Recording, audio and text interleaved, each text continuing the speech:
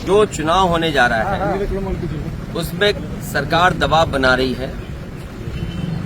विधायकों पे दबाव क्या बनाएगी सरकार, और ये सरकार का तरीका है काम करने का। लोगों को डराना, लोगों को धमकाना, एजेंसियां लगा देना, या कोई पुराना केस हो उसको निकाल करके उस पर दबाव बनाना, ये सब कुछ चलने वाला नहीं है इस चुनाव में। ये बात तो चुनाव की हो गई, लेकिन नौजवानों के भविष्य से खिलवाड़ कर रही है सरकार। पहले तो नौकरियां नहीं निकल रही यहाँ पर, और जो निवेश के बहाने रोजगार की बात थी वो रोजगार भी नहीं मिल रहे। और अगर नौकरियां निकालती है सरकार तो सरकार ही जानबूझ करके पेपर लीक कराती है। अगर पहली बार जब उत्तर प्रदेश में पेपर लीक हुए थे उसी समय कार्रवाई हो गई होती। आज तो डायलॉग चल रहे हैं, अखबारों में देखिए डायलॉग हैं, सरकार के डायलॉग हैं। अगर पहले दिन ही कार्रवाई हो गई होती तो नौजवानों को नौकरियां मिल गई होती, नौकरियों के ये पेपर लीक नहीं होते। 60 लाख के लगभग नौजवान इससे परेशान है। पुलिस भर्ती, आरओ और दूसरी वाली जो नौकरी निकली है उसके भी छात्र नौजवान चाहते हैं कि ये पर्चा दोबारा हो, री एग्जाम हो। आखिर सरकार कर क्या रही है?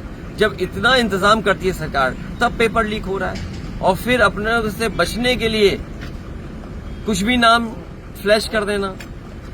छापने वाला कौन है? छापने वाले से लेकर के लाने वाला कौन है?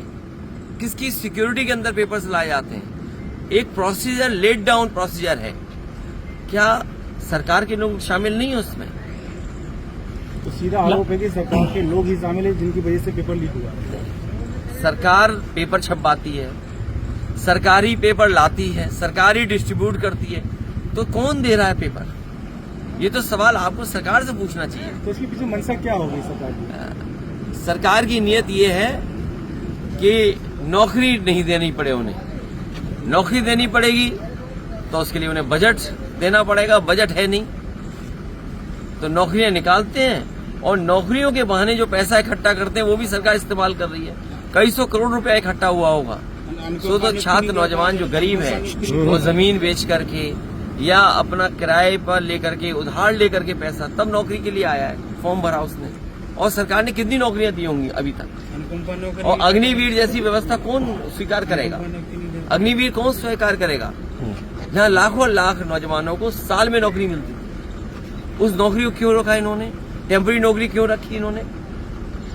दिन दहाड़े राष्ट्रीय लोकदल के नेता राठी जी की हत्या हो गई, किस तरीके से दिख रहा है? देखिए, वो अलग बात है।